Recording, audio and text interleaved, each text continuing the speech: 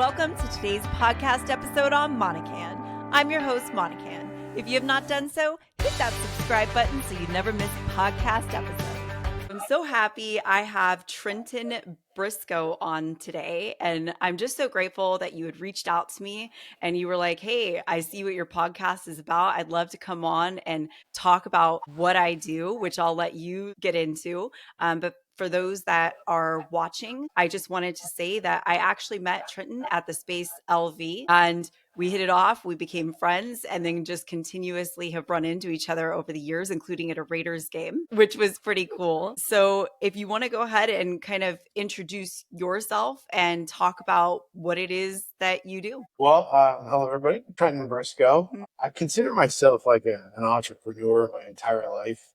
There's so many things that I do in my life, but right now one of my key components is that I work for a foster care agency here in Las Vegas. We are a national youth advocate program. We're a national agency, so we're very big. We're just not really known here in Las Vegas. So I've taken it upon myself to plaster us all over the place, meet everybody. I have a good way of just knowing everybody for some reason. I run into everybody at Raider games and things like that.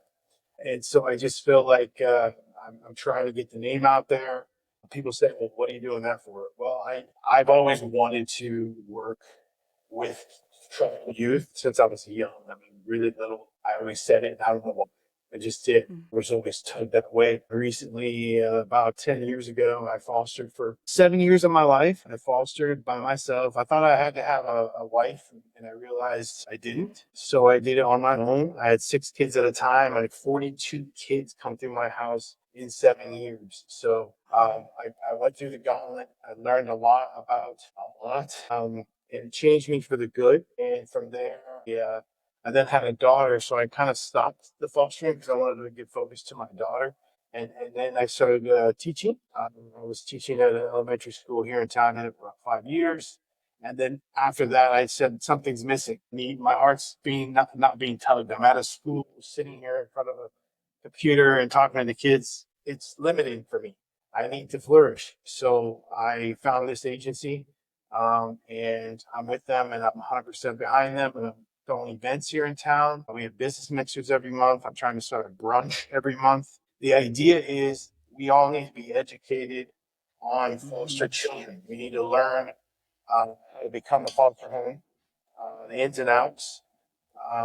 You don't need to be married. There's so many things that people just assume, and I want to break that. I'm also starting a podcast soon, a Brisco Bridge to foster care in Nevada. I love it. Yeah, and I'm just going to invite people that work in the system to give their 2 cents so that people who just want information can dial in and listen and then maybe eventually reach out and become a foster home once they feel like, you know what, I could do this. It's not what I thought, you know? Yeah. That's me in a nutshell right now. I mean, I do other things as well, but I could be here all day. I'll talk all day. So Yeah. All right. So I definitely have questions. So what is the name of the association? National Youth Advocate Program. It's NYA. Okay, perfect.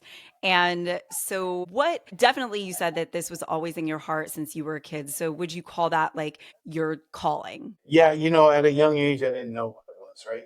Looking back now, it's obvious that I was made for a couple things. I know, because when you have knowledge and when you're able to speak on things, you have no idea why. Yeah. It's instilled upon you, inside you. When you go this route in life, when the God Almighty sends you down this path, and all of a sudden everybody is jumping on with you, and you're hardly doing anything, that means something.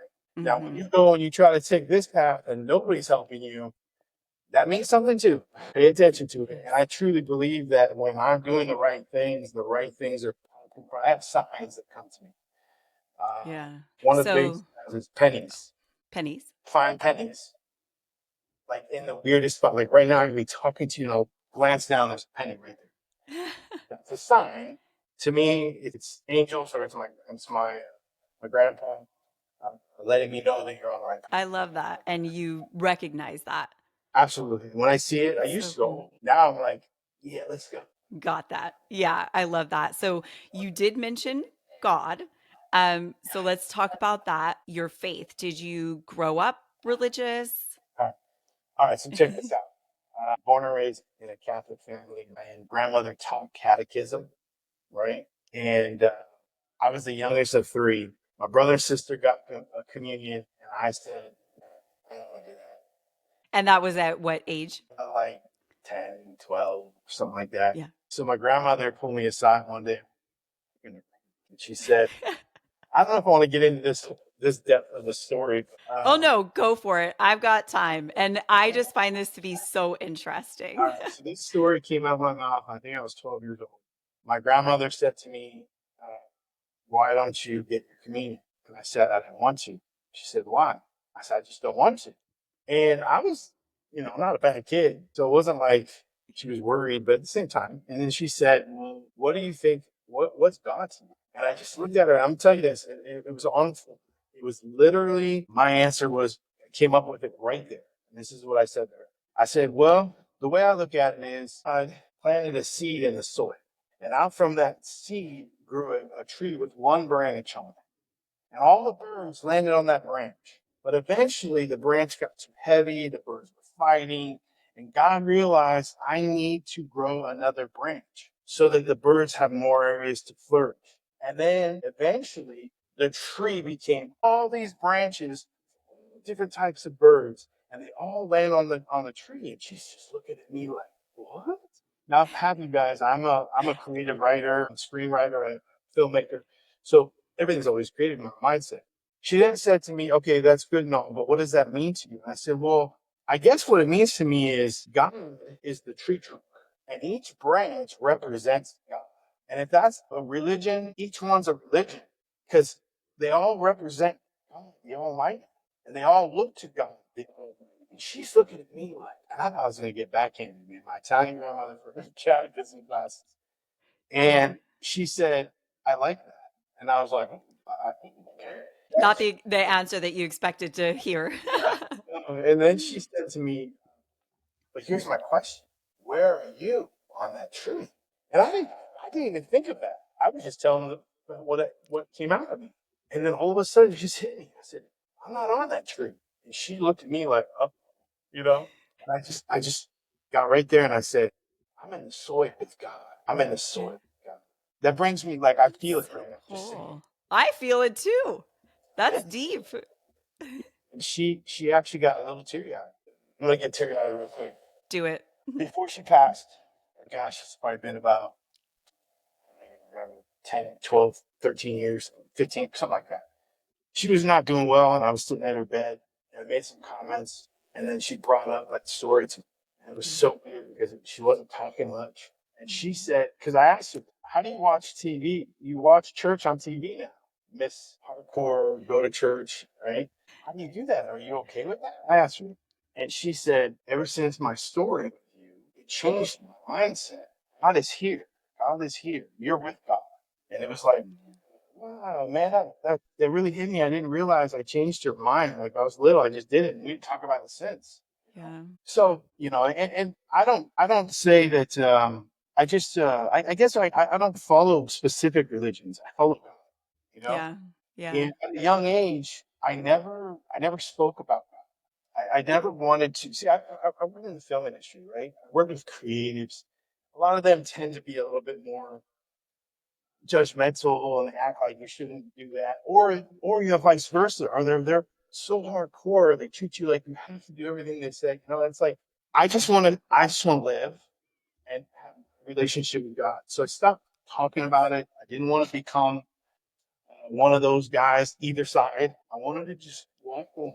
And I used to pray all the time. I remember I moved to Los Angeles at a young age to be an actor, and I was not there very long. I was there, I think I was 4 months in, something like that.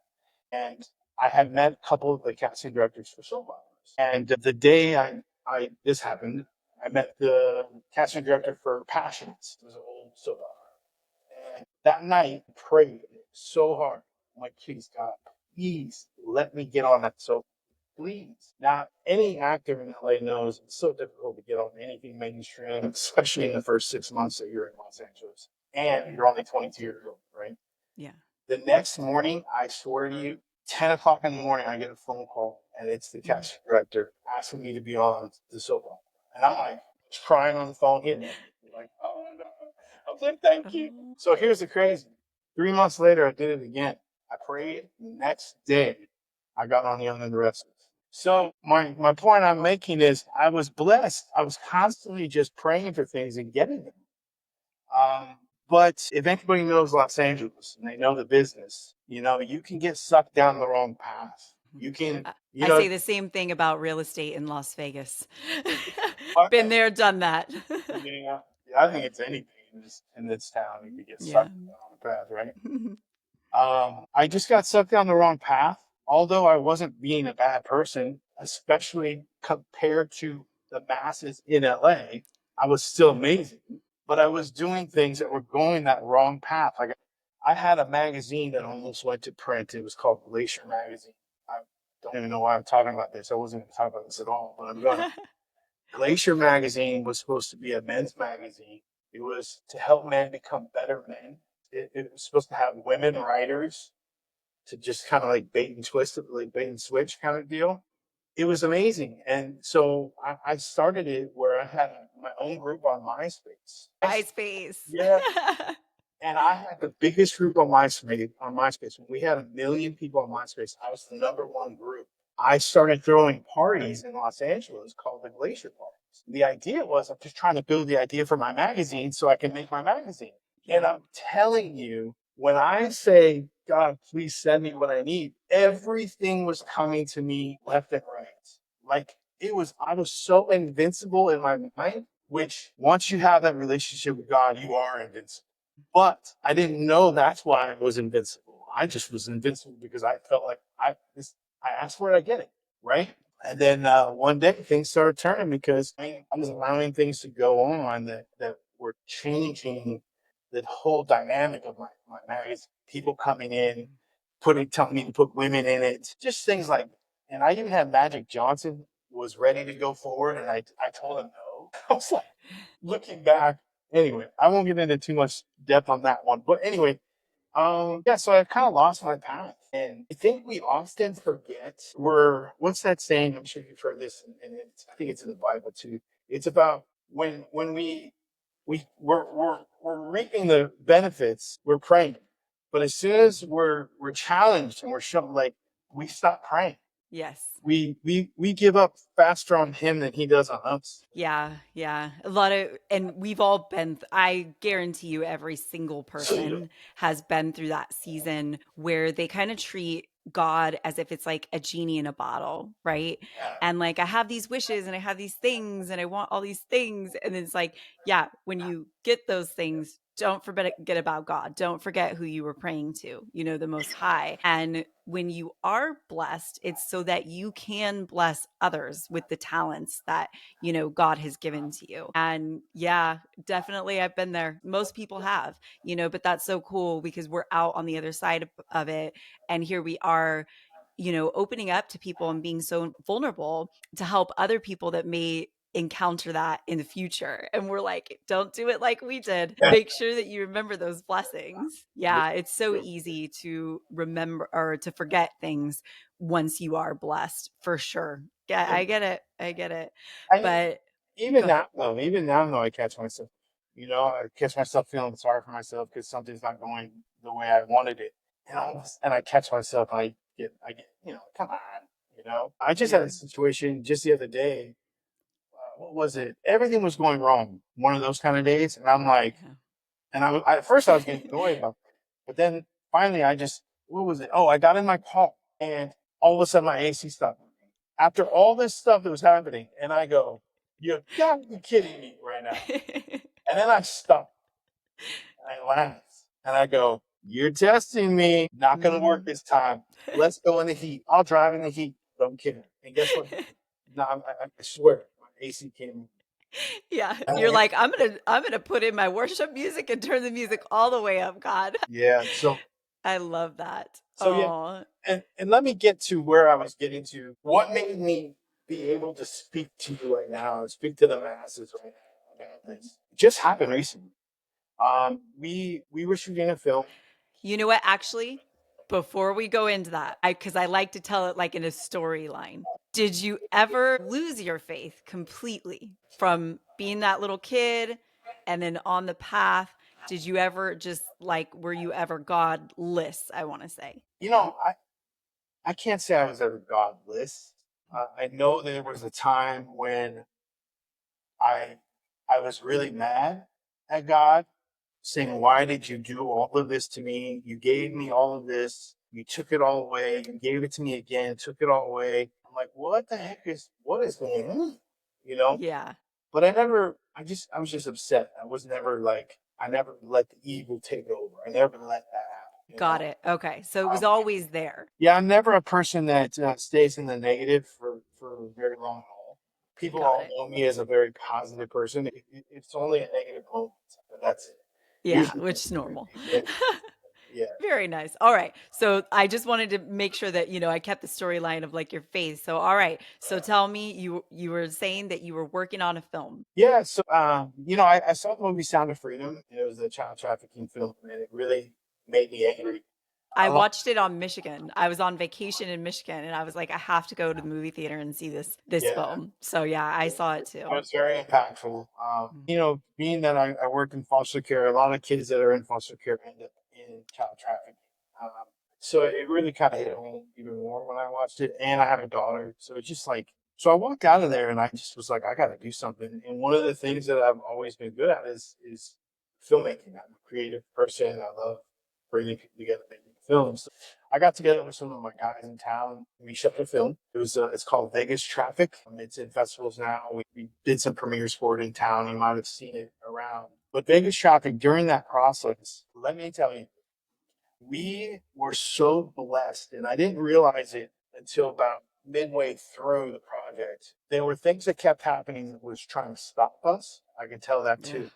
yeah. But we fought through it because there were several of us that were very religious, right? I was really only religious outright with those people. When other people came on set, I tend to be back to what I was. I don't want them to feel like I'm pushing that on them, so I try to walk the line. Well, I couldn't on this project walk the line anymore. There were too many things that kept happening in our Mm. favor that to me, there's no way it's the Almighty is handling this right now. To Yeah. give us free locations, to give us like things that were happening, all the actors showing up. I mean, when we had a set one day that had almost 100 people on set. We're a low budget film.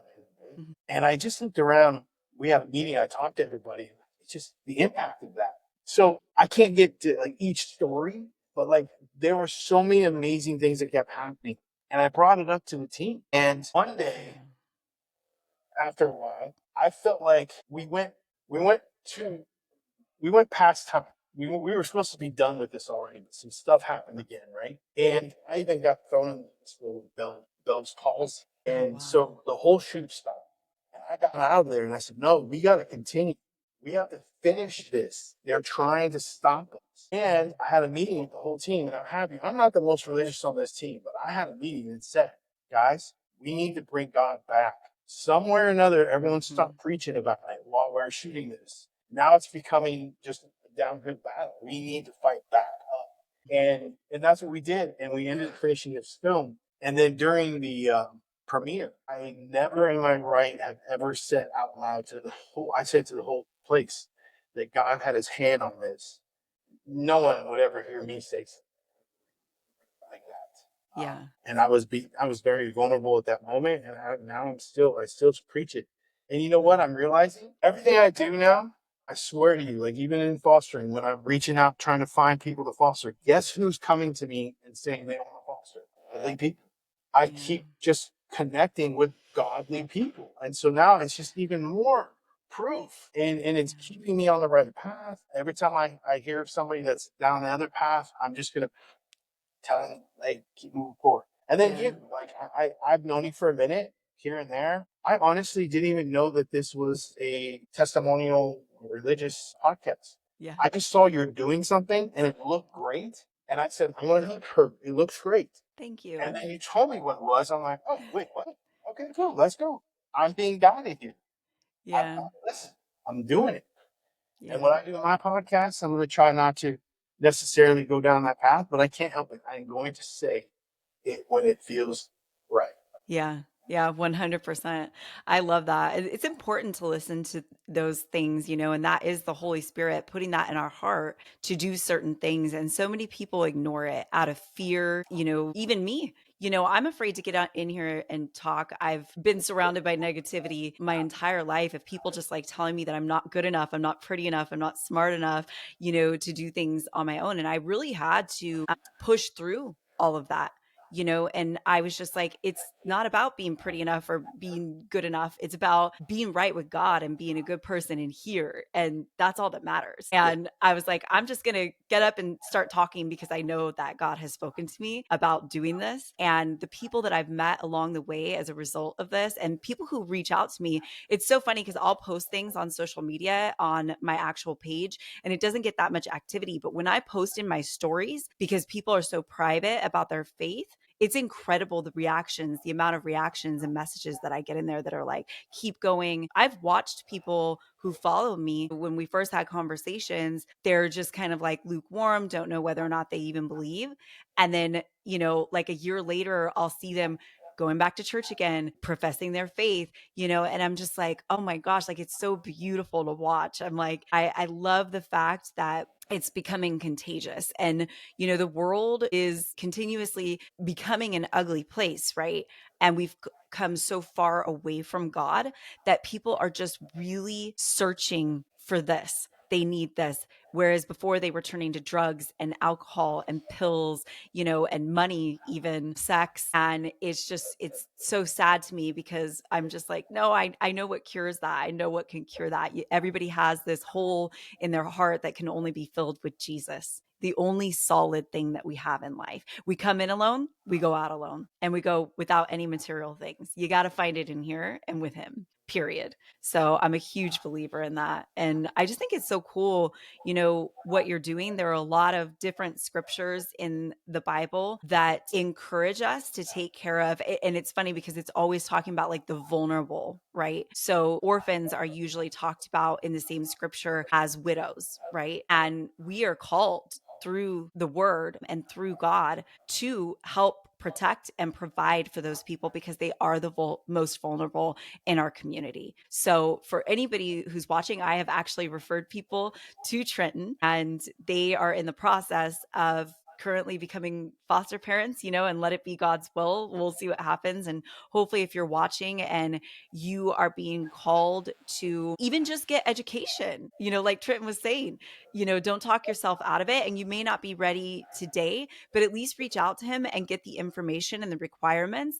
And then that way, it can kind of speak to you. You can kind of set it on the back burner. There's no pressure. By no means does he want somebody to become a foster parent that isn't ready. But he's here as just a resource to tell you of what the requirements are. And, do you have maybe like a story or something that you could share of maybe one of the children that Yeah. you fostered? I'll share a story that just recently happened.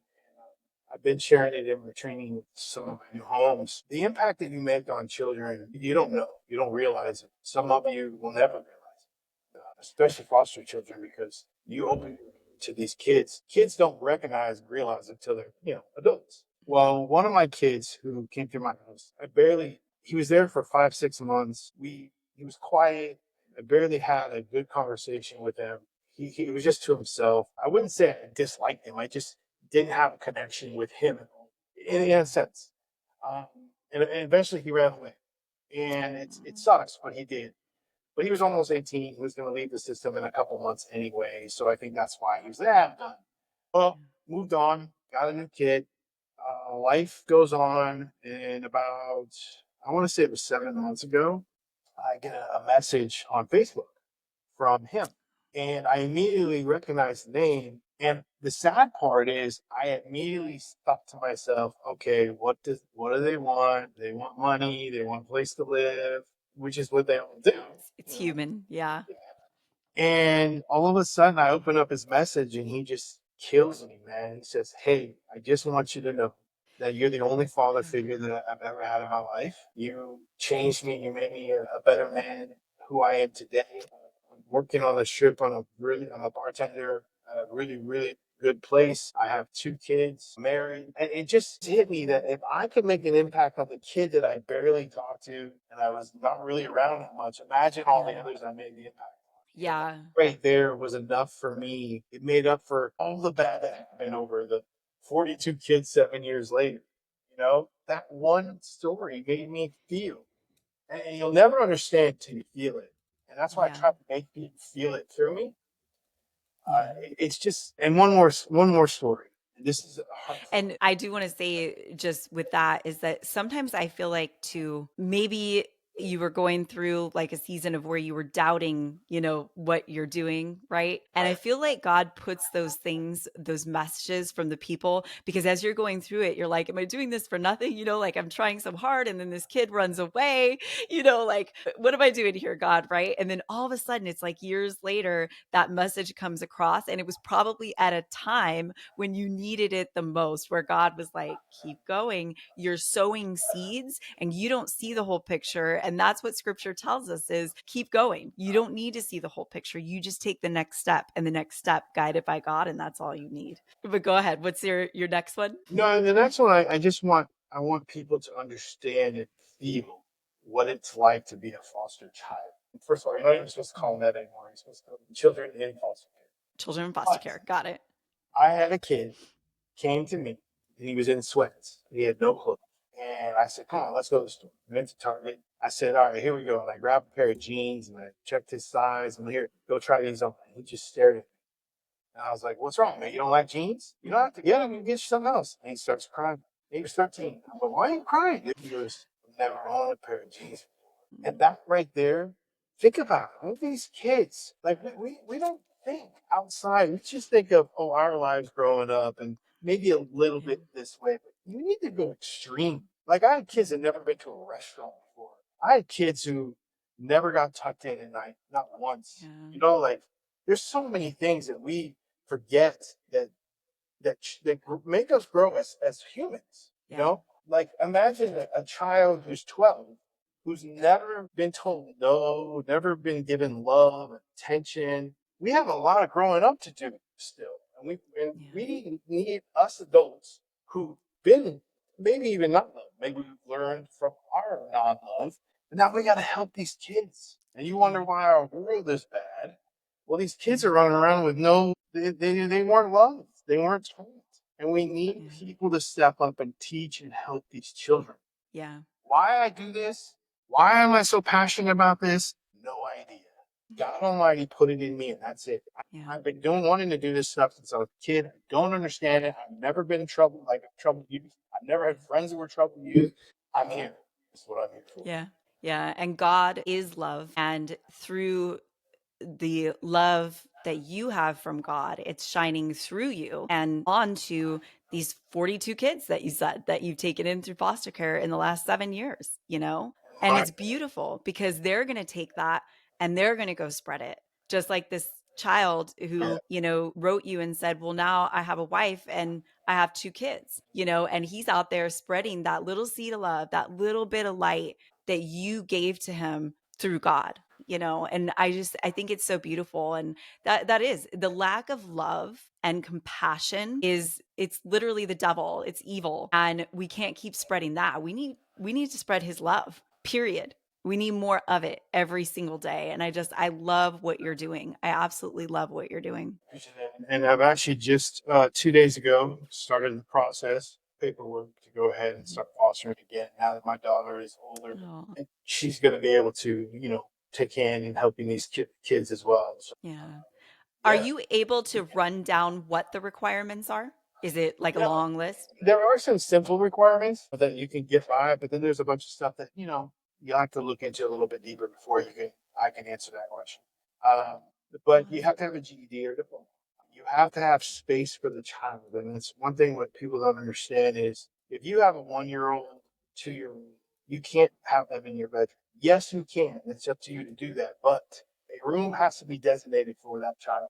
So you cannot put another child into someone else's bedroom is what I'm trying to say. So you have to have an actual bedroom open for a child. Okay. And would they be able to share with another child that maybe is in the household? Yeah. So if you Okay, have, let's say you have a son that's 7, they would need to put a boy in there ages like 5 to 9, something like that. got it. And there would have to be a bunk bed, 2 beds. So there's ways around it. But if you have 5, okay, this happens. I have 5 kids in a 3-bedroom apartment. And I'll just put all 4 of my kids in this room. And it's just sometimes it just doesn't make any sense. And you gotta think, come on, like Yeah. common sense. I understand you want to be a room for them, but you can't do that. I'm trying to think of the other simple things that I just to get them in the door because there's little stuff that everyone's different. Everyone Yeah. has like all the things that you have to do. Some people might want to get flu shots. Some people might because you have to do stuff to become certified. You know what I mean? And Got some it. people don't want to get a TB test, for example. You have to have that. Okay. But that's after you get through the pre-screening. So when you go through the pre-screening, I just ask you the simple stuff. Mainly it's about your space. It's also about how many adults live in your home, how many, if you have a criminal background.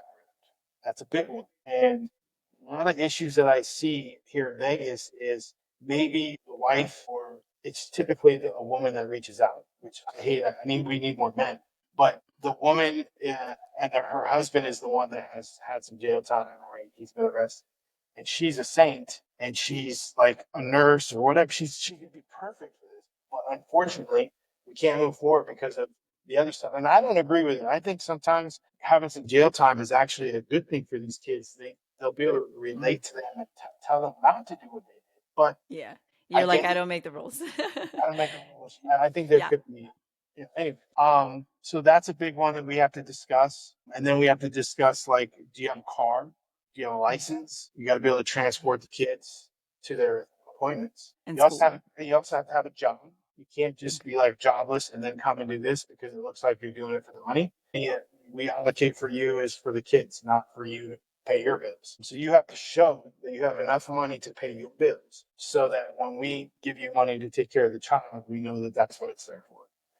Got Uh, it. And how long does the process take? the process it's different for every person. It depends on if you have a background, we have to dive into deeper. It depends on if the system is backloaded and they're behind because there's a ton of people trying to foster at once. It just depends. But I always say 2 to 3 months. Definitely 3 to 4 months lately. Yeah. Don't know why that is.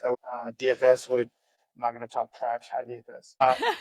But I just wish that they would maybe get some more people to push forward and get through these things a little bit better so that we can get these 120 children out of child haven. I have like 9, I think there's 9 homes that are getting ready to foster that I've Wow. been in. And some of them have been waiting for 4 or 5 months. Actually, I Wow. think one has been waiting for 6. And it's ridiculous. She's a teacher. So we know that she's passed everything. She works with kids. Yeah. But again, the system is the system. I can't do anything about it. I will say that the more they keep doing this, the more they're going to unleash me, and I'm gonna make a ruckus. Um, because it's not fair to the kids that are sitting in child haven who could be living at someone's home, getting attention and getting what they deserve. So Yeah. Oh, yeah, it's the toughest job that you're doing, but the most impactful because I know that even emotionally, it can't be that easy. Fostering is like, bringing the kids in and then they got to go back out and then you don't even know where they're going. And I actually have a cousin who took in children and they ended up adopting. nice. Yeah, I Yeah. adopted. That's so cool. But you have a bio daughter, you said? Yeah, Oh, that's very cool. And you had mentioned that you were not married. And I just have a question because you never know who's going to see this. Do you desire to be married? Are you currently single? I'm currently single. I definitely desire to be married, but I am not one to settle Ooh. for anything less than what I deserve. And Oh, same. I'm willing to sit alone for the rest of my life if I have to, until God Almighty sends me that angel that I see from afar. Yep, And I know it's the one. I'm not going to settle. And I think a lot of same. people push me to do so, or you're going to die a lonely old man. It's like, no, It's okay because I don't want to die a miserable old man in the exactly. wrong relationship. Exactly. Oh Exactly. yeah, I've been there. I've done that too. And I am at a point in my life where I'm like, I'm not dating. I'm not dating. I have a desire. I do believe that I'm meant to be a wife again to the right person, but I am in the exact same boat as you. I'm like, I will sit here and I will wait patiently, and I'm going to know when God puts that person in my life. Period. It's going to scream at me, and I'm going to know with my entire heart that it's that person. And then I would definitely be willing to explore it at that point. But I am very much at peace right now, and I don't want to be with the wrong person again. Have you seen the movie Field of Dreams? I have, but I with Robin Williams, right? Right, Field of Dreams. Is he in that one? I don't Yeah, know. I think Where so. they, If I where they all are on the baseball field, the old ghosts. Yeah, it's been a long time, but go ahead, tell me. So there's whispering from the field and says, "Live and they will come." And so the guy, who is it? What Costner? I think it's Kevin Costner. Kevin Costner. He builds a baseball field, and people are like, "What's this guy doing?" He just killed all his crops to build a baseball field, and no one's doing anything. Well, and it kept hearing whispering, "Build it, and they will come." And then eventually, these ghosts of all the amazing baseball players come and start playing on the field. And it gets to the point where people hear about it and they go and they get to go watch this field and see this. So my point I'm making is he would always hear, "Build it and they will come." Yeah. So I have that in my ear. I'm building all of and once I'm done, because I'll tell you this, a woman is my weakness. Once a woman comes into my life, I stop focusing on all of these things that I need to get done. I know I need to get them done because they won't get out of my head. And then I start not I'm not happy with her because she's messing me up. And really I'm messing me up. It's just you know. So I need to focus on getting this stuff done, and then she will come. You see what I'm saying? Building, Yeah. and I'm looking for that halo. I want to see it. I call them walking angels. I meet lots of You're a walking angel for sure. I meet lots of walking angels. Oh, thank you. But which one is my walking angel? Exactly. No, gotta wait and see. Exactly. Yep. I 100% agree with that. I'm in the same boat right now in life. And it's crazy because, never did I imagine myself at almost 43 years old in this position, right? But you're like, I'm just going to focus on me. I'm going to focus on God, right? And then everything else will align to that, period. So I think that's so cool that, what are your next steps? Like, what are your next projects? Well, I do have a film that we were supposed to already shoot, but I'm going to be working on that hopefully in October. And obviously, I'm always going to be recruiting for foster homes. I have the podcast going. I do my monthly mixers for film industry mixers every first Thursday at the Lexi. I also do monthly mixers for business, and I'm also going to be doing a monthly brunch for foster care. So that means you come down and have my brunch, and I'll let you know what you need to know. Questions. And also, I'm implementing a company called Epic. It is called Early Prevention in Communities. It's like a DARE program. I have a bunch of characters that look like Power Rangers meet the Ninja Turtles. I love it. I have them built. I used to take them to places. Well, they're going to be implementing a program for anti-bullying, one's for suicide prevention, and also for child trafficking, what we call stranger danger.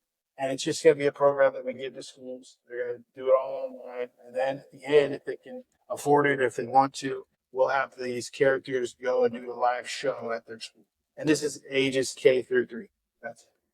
Oh my gosh, I love it. Yeah. So I laugh because I have always been such an odd duck my entire life. Like, I just did not. Nobody could stereotype me. I was not in like a particular category. And so when you just brought up the DARE team and what you're doing in the schools, I briefly have belonged to this club called the Esteem Team. And it was kind of like DARE, where we would speak out against like bullying and drug use and things like that.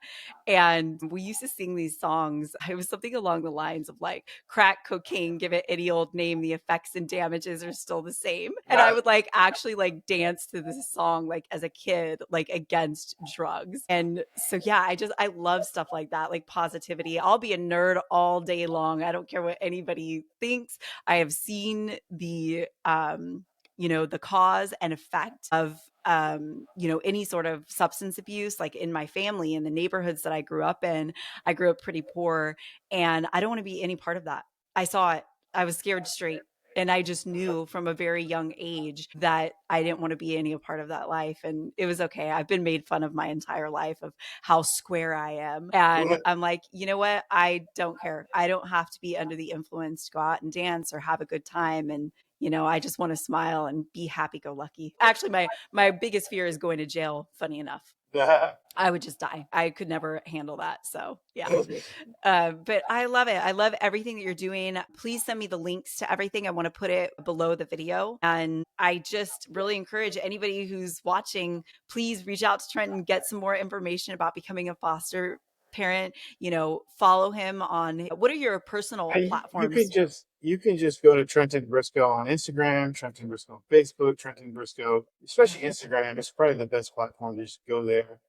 Yeah, because I feel like people need to follow you personally because you have so much going on. You're working on so many different projects that are all bringing good to community and children. And follow him because it sounds like he has even more really cool up and coming things coming. Yeah, and one thing I will say, this is something that I never did before, is it takes a village, and I can't do it all by myself. I need help. I need people who can even just open doors for me. And even though God does that, but God also brings me you, and then you open the door, so He's still doing it. But I'm just more open now to my ego is at the door.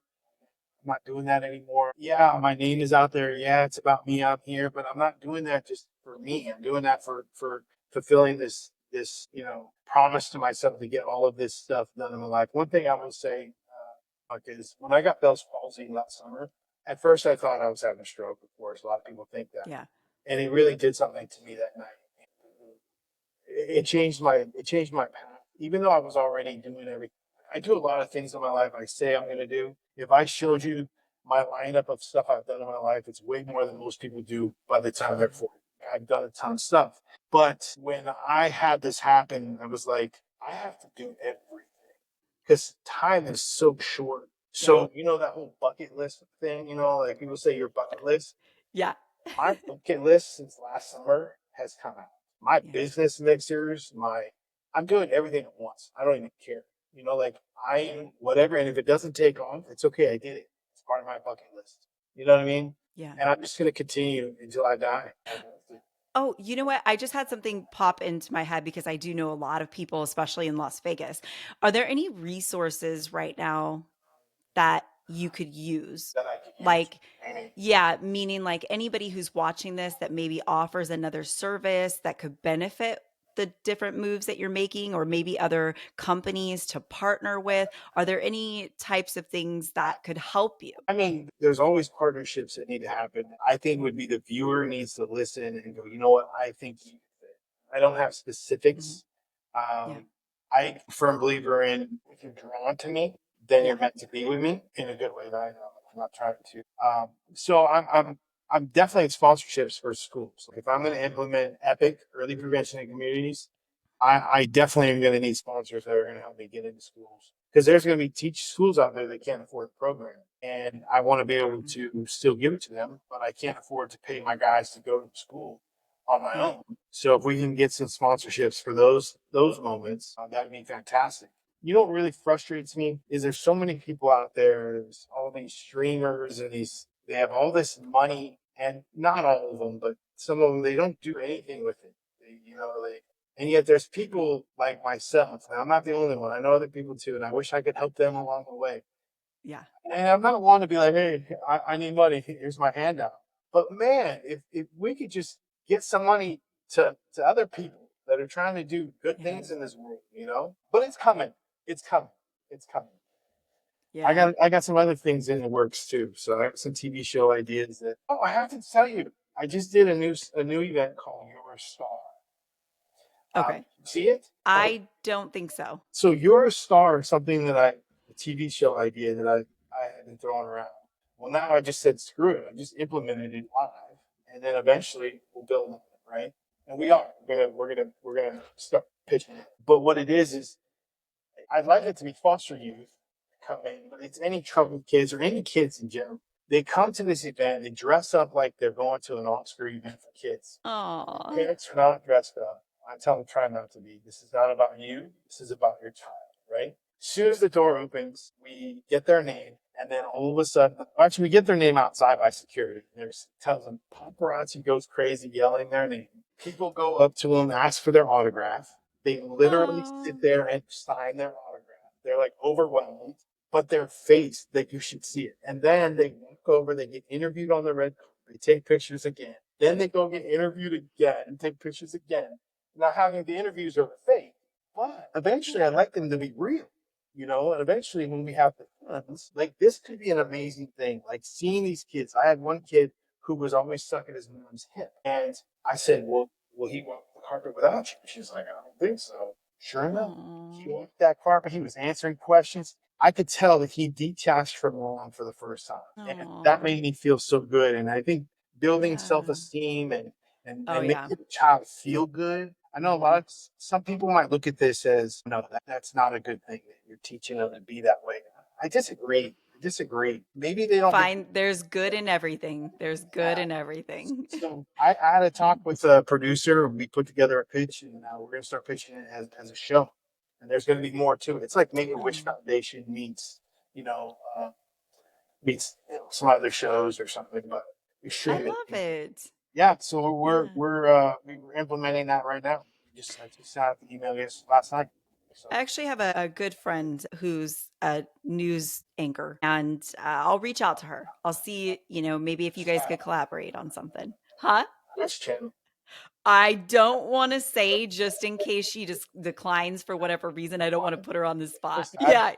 I'm friends with Yeah. somebody too, and Yeah. Yeah. she actually knows about this, and she missed it when I did it. And now she's Oh. like, "Oh my gosh, I gotta get in on the next one." I said, "Yeah, please, please, please." That is cool. And she actually loves like dressing up and like doing all of that. She's very vibrant and a lot of fun. So yeah, I'll reach out. I'll put you guys in touch Cool. and Yeah. hopefully they can do something with it. But yeah, I hate mentioning people on here. Like if No, I have yeah. an idea, because then I'm like, oh, well, what if they decline for their own reasons? I don't want them to feel bad. I don't understand what channel, and then I'll put two and two together. That's all good.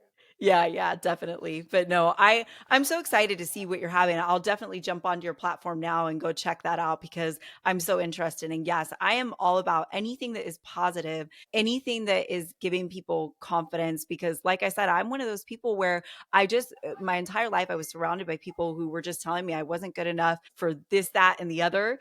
And I, was bullied and, I went through all of these things and it's important to be lifted up because a lot of people live in households and it's not intentional, right? But a lot of people live in households where they're constantly put down. They don't have a lot of love. It's a lack of love that when they go out, they don't need other kids, maybe bullying them because they're not wearing, the latest clothes or the latest shoes. And, when you go on through your whole life and you've been nothing but bullied. Sometimes you need to be told you're beautiful. Sometimes you need to be told that you're smart. And I was one of those people that, was just constantly my freckles. I was made fun of because of the sides of my boobs. I was made fun of because I had curly, awkward hair. It was just like constant bullying. And I'm just like, man, I feel like no matter where I go, I'm not good enough. And, and I didn't even grow up in as a child in foster care. You see what I did there? I did not grow up as a child in foster care. And I can't imagine the insufficiencies that the children feel on a daily basis. So you know what? To go out there, to feel good, to get dressed up, to have people, just acknowledging their existence, right? Simple little things like that to bring a smile to their face and boost their confidence is amazing. So keep up the good work, man. I have to touch you. You're touching on something that I have a big thing about. Yeah. So the reason why I have an anti-bullying program, I at a young age actually did a little bit of bullying. It was unintentional. You just as kids, you kind of do stuff, and I look back and I realize that's Yes. not bullying. Yeah. But what I learned is, so I didn't tell you. I don't know if you know this, but when I was young, I used to work for Marvel Comics. I used to travel all over the United States. I didn't know. I used to be Spider-Man for Marvel.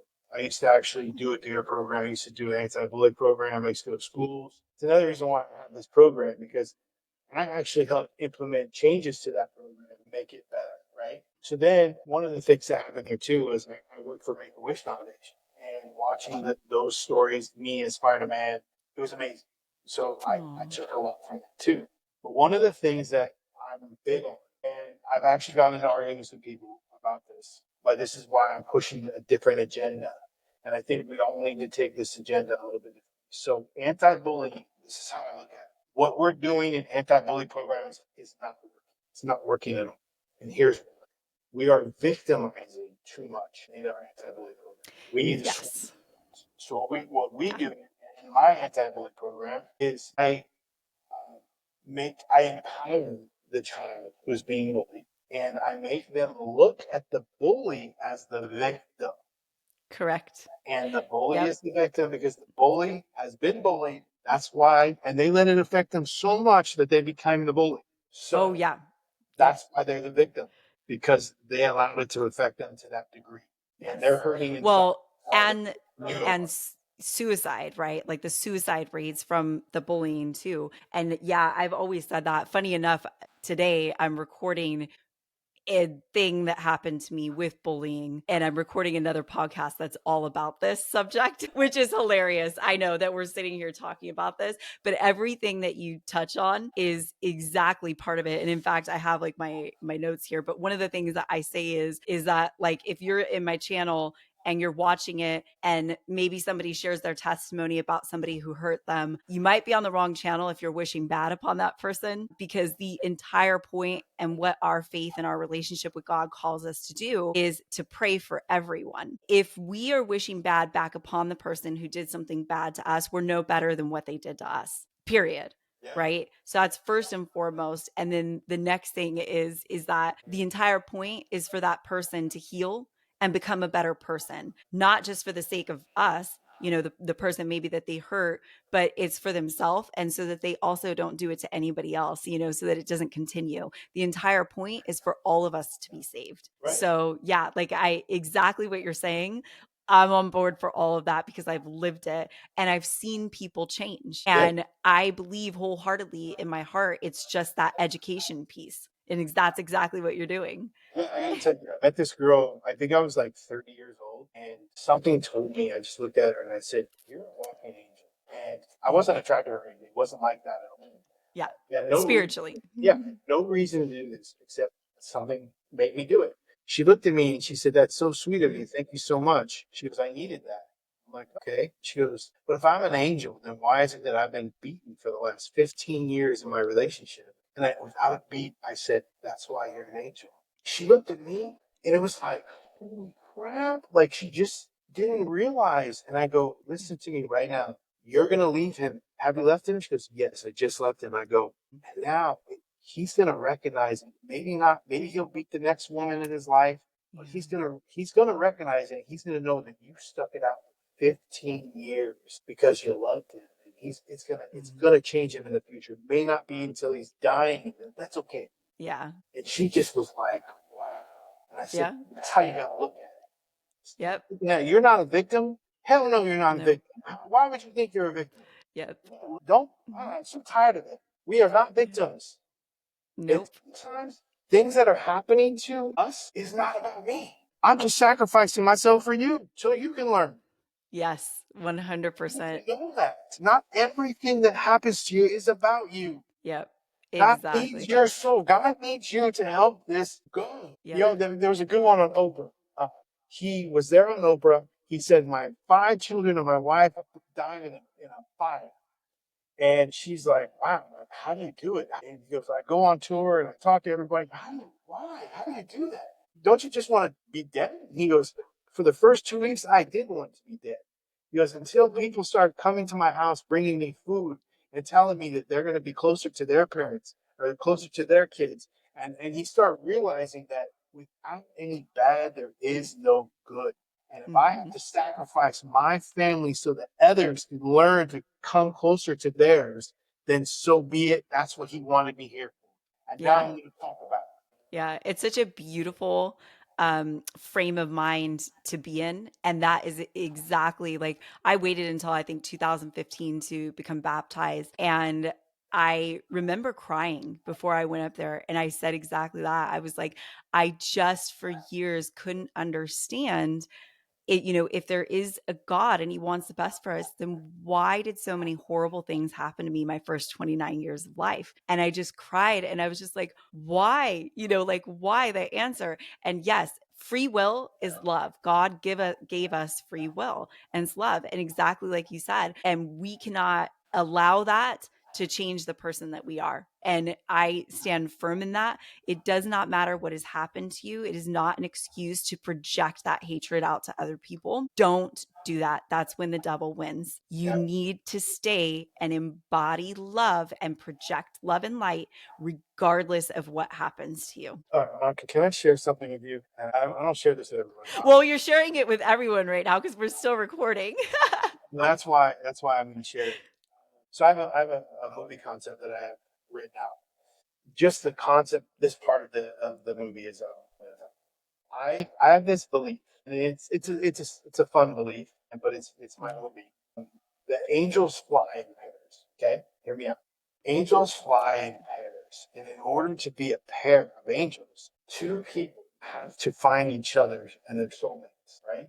So when I build it, and they will come, she will also have built it, and now together we will be angels, okay, on earth, because we conquered life.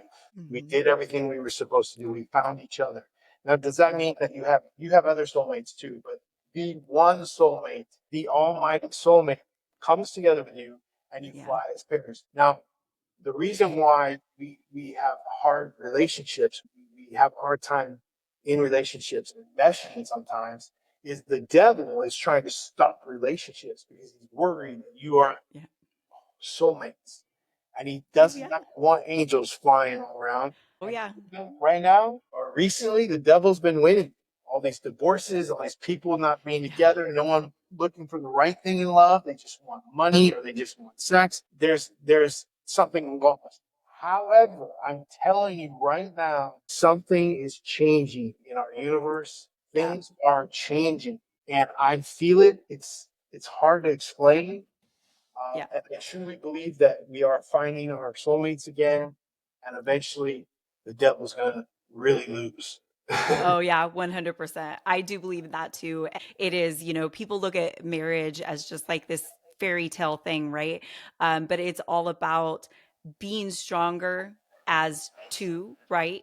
Yep. And everything that scripture says is that it's actually about being stronger together in a union to carry out God's purpose here on earth, So that it's definitely when you're walking with God, everything really changes and you have like a better understanding of those things, but definitely not a fairy tale thing. And sometimes it can be hard, but when you have God at the center of it, you can get through anything, and it really is about living for other people and just continuing to walk in your faith and not being selfish. So many people are selfish. Yeah. And it's sad to watch because you look back and don't get me wrong, I was there too. I thought that at one point that money would solve all of my problems, right? And very quickly learned that it absolutely will not. And it actually made me more unhappy because I hit this wall of, oh my gosh, I have everything materially that I thought I wanted. And as I climbed that ladder, I was still unhappy. And then I was like,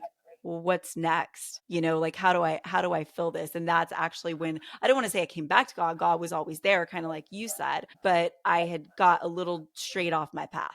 So, yep. And I just love that you're on here. You're being vulnerable about everything. These are not easy subjects to have with people because there are people who are going to watch this and A, get turned off because they don't believe in God at all. Right. So we're really opening ourselves up to that. And then B, talking about such heavy subjects that people try to avoid all day long. And you're like, no, it's all about, digging deep, taking our life experiences and then taking that pain and taking those different lessons that we've learned and turning that into light to help other people in the world. So I love that. I just have to clarify, I did that thing. I said that stuff about the victims. Don't be victims. Look, I understand you can be a victim right now, but I promise you, if you focus on the good and not the bad, you can climb out of that victimhood. You can do so much more with your life and use that negative for a balance of positive and find ways to help other people. No way am I saying that you're not a victim at all, but you climb out. Please understand that and know this. Yes, we're talking about religion here, and yes, I'm saying all this stuff. At the end of the day, I just want to do what's best for people in general. And if you want to Correct. down on me for that, then maybe you should look in the mirror. Yeah, no, definitely. I know it's just all about, speaking life into each other and saying, look, I know because I've been there, I've seen it. This is my life experience and I just want to see you like get out of this, because I see the beauty in you. I see the beautiful creation of God. So yeah, no, I get what you're saying, but thank you for clarifying that for people who are watching, because sometimes when they're at that certain season of their life and that frame of mind, sometimes they can hear it in a harsh way, but I know you didn't mean it like that. Yeah, So and I'm glad that you clarified it's a that. story of my life. I get judged so quickly, and people automatically just like, oh, he said this. I'm at a point now, obviously, where I don't care. But I care. But what's meant to be is going to be. If somebody's going to go negative from it, then that's their choice and that's their life and Yes. where they're going to live. And I'm Yeah. going to continue focusing on the positive. I'm not going to let those people join my train anymore. Yeah. The train is going this way, and I hope you come with me because I have nothing but love to give. All my life, I've been judged. People don't even know me. Well, here I am. This is the most vulnerable me you'll find. And if you want to challenge this, you didn't know me Yeah. well. Yeah. You're like, now you've heard it straight from the horse's mouth. No, I know. And we all go through that too. And I too have had to go through a season where I started just purging out everything that was negative because it was weighing so heavy on me. And I was like, I can't do that. I'm going this way. I have worked through my lessons and all of that. And, don't judge me for this one little brief time in my life where I was down and out and I was broke, as the result of a divorce. And it put me in a really bad financial situation, but that's not at all who I am. That was a very brief moment in my life. And the judgment that I received for that was like, oh my gosh, like I'm already having a tough time. I don't need that impact on me of more negativity because I'm trying to go over there. So it's difficult. And sometimes you do have to set your boundaries in life so that you can continue on that positive path and your walk with God, which is very private. It is a very private walk that nobody else can truly understand what you have gone through to get there except for you. And we're sitting here and we're talking about it and we're encouraging people that if anything that we said today resonates with you, please, we hope that you will take that and run with it. But if it doesn't, then it's okay. You don't need to leave a positive or a negative comment. Just it's not for you. But we're here in the uplifting, everybody wins environment. That's what we want for everybody. So yeah, I love that. I love your testimony, and I'm so grateful that you were willing to put yourself out there and be vulnerable and share it with other people. It's a beautiful thing. If this podcast goes out and even one person goes to you to foster a parent or even starts to apply, we've definitely done our job. And so I'm happy. Yeah, that's all I need. Is one Yeah. person's better than none. Yeah. And just to close again, a reminder to those of us who are walking with the Lord, scripture calls us to take care of the orphans and the widows repeatedly. There are so many different scriptures that I couldn't even pick one, but repeatedly, I hope that this will tug at your heart and kind of get into your spirit. And then hopefully you take that next step forward. So I love that. Well, thank you guys for watching. And did you have anything you wanted to say at closing? No, just Instagram at Trenton Brisco. My name's right there. Can't spell it. It's pretty simple. There it is. Thank you. Awesome. Yeah. Thank you guys.